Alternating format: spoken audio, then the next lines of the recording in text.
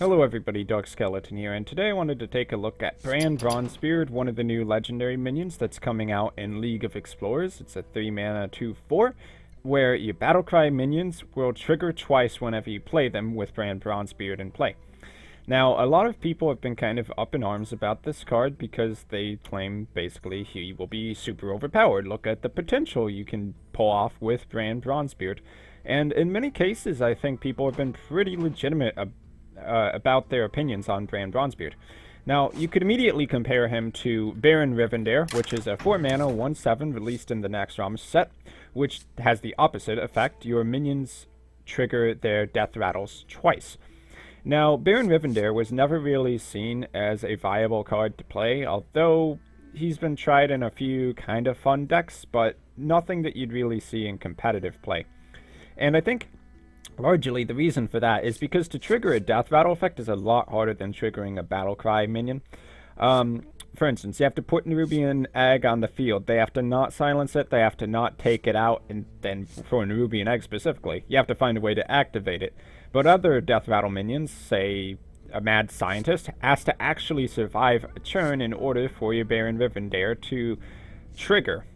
And without the triggering effect, Baron Rivendare is pretty weak as a 1/7 minion, but he also costs 4 mana, so if you're going to use the Baron Rivendare to trigger a death rattle effect, there's a good chance that's pretty much your whole turn if it's early on, or takes up a real sizable portion of your later turns. Now, yes, there are some really devastating effects you could pull off, like Sylvanas' Death Rattle or Cairn Bloodhoof's Death Rattle, where he summons a 4/5 Bane Bloodhoof. But the reality is just that to trigger death rattle effects with Baron Rivendare is quite a bit more difficult.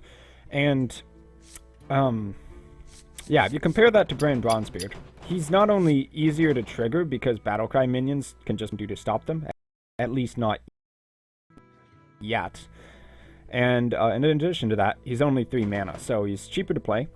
I'd argue that for the mana cost, his stat line is probably a little bit better at 2/4 versus a 1/7 for 4 mana. So overall, just on those facts, Brann Bronzebeard becomes a much more playable card.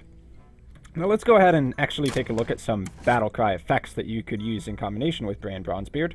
Dornassus Aspirant is one where you'd gain 2 mana crystals, and only lose 1 on the death rattle effect, though that may not be one you actually want to play, because Dornassus Aspirant is usually a turn 1 or turn 2 play, assuming you're on the coin for the turn 1.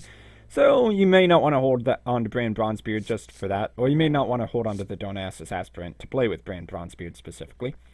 And the thing about Brann Bronzebeard, as with pretty much Baron Rivendare as well, is that the more mana you have, the more you can abuse his effect.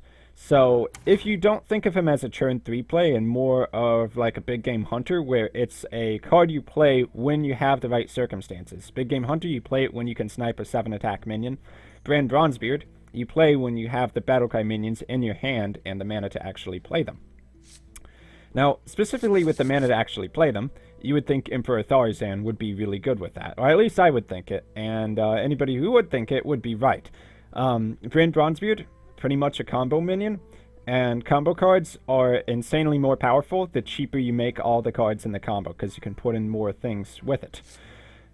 So you can dig up a lot of pretty strong Battlecry effects you could use with it. King's Alec isn't bad, Stable Master isn't bad, but those are just the weak ones. You could get Ram Wrangler. Basically, you summon 2 random beasts, which can be quite nice. Goblin Blast Mage, if you're playing a mech deck and you happen to have a mech on board, you could deal 8 random damage split among all enemies, which is more damage than a Avenging Wrath, which is a 6 mana spell. Quartermaster is a fun idea. This one might be kind of hard to pull off because you'd actually have to have the guys on the field and you'd have to have the 8 mana or reduced mana cost in order to play Quartermaster and Brann Bronzebeard, but 5/5 Silverhand recruits would be pretty insane in theory. Temple Enforcer, giving some extra +3 health buffs or even upgraded Repair Bot. Double Steal with Cabal Shadow Priest. And there are some where you can't really combo it, like Dark Iron Skulker, specifically because some Battlecry effects are only useful once.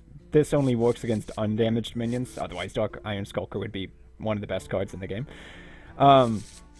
But let's see, Fire Elemental is one of those higher cost minions, which would be really strong with it. Turn 9 play, or maybe turn 8 if you have Tharzan in action. You get to deal 3 damage twice to targeted enemies. Similar to that, you could just say Bomb Lobber. Easier to play, does a little bit more damage, hits random enemies, but if you do Bomb Lobber with Brann Bronzebeard, and your opponent happens to only have 2 minions on the field, you can snipe them both right off the bat with that and still develop some board presence, which is nice. Matter Bomber, also an option, dealing 12 damage. Probably not the kind of card you'd really want to play because it would possibly and likely actually blow up Brann Bronzebeard in the process. But hopefully you're seeing some of the potential here. Blackwing Corruptor, Azure Drakes, drawing cards.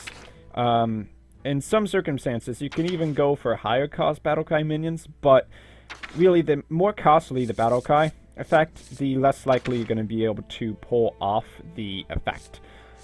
I would say 5 is probably about as high as you could reliably hang on to. Beyond that, it gets a little bit silly, like you're waiting for turn 10. But with Tharzan, you can always make some really, how would you say, unfair things happen. But you may notice a lot of these later on Battlecry effects actually are things you'd really only need or want to trigger once. Like Rimmed Blackhand, yeah, you could snipe 2 legendary minions, but how often are there going to be 2 legendary minions on the field at once? Or Nefarian, yeah, you could theoretically play it with Brann Bronzebeard, but it just becomes really, literally have to have Tharzan both of those cards down 1 mana. And then even at that, if you already are drawing 2 cards, is 4 cards really going to help you? So where it becomes, I'd say, most abusable might be in those more mid-range cards, where the Battlecry effects are still strong, but they're also playable. Cards like Cold Light Oracle, though, have some really interesting mechanics going on there. Mill Rogue is actually kind of seeming to get some cards that really potentially, for instance, if you're drawing through your whole deck and you just get to the point where there's only 1 copy of each remaining card in your deck, you'll be able to full heal as a Mill Rogue, and that's something that Mill decks really like, healing to full HP, because they just want to live until they force their opponent to draw through their whole deck. And with this, you could double the amount of card draw, which is absolutely insane. Both players draw 4 cards, you could even play that twice, and that is a lot of potential mill right there, if that's what you want to go for. But a lot of Battlecry effects out there. They're going to be adding more Battlecries to the game. And with Brann Bronzebeard, it's kind of like pick your poison. Which cards do you actually want to try to combo him with? And is it worth building the deck around him? Maybe not entirely. I mean, there are some Battlecry effects which are definitely competitive and do see play, like Azure Drake, for instance. But when you try to build an entire deck around 1 card, often it becomes too gimmicky to really be viable. However, that's not to say you couldn't throw Brann Bronzebeard into any deck that just happens to have 3, 4, 5 Battlecry minions. It won't be that hard to make his effect trigger. So, if you basically play him as a 2-4 with a nice Battlecry effect, like drawing a card, is that worth playing?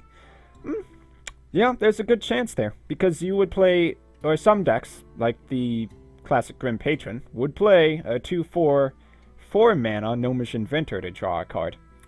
Now, drawing the card may not be important enough to just say, okay, I have a Gnomish Inventor in the deck because I play it with Azure Drake.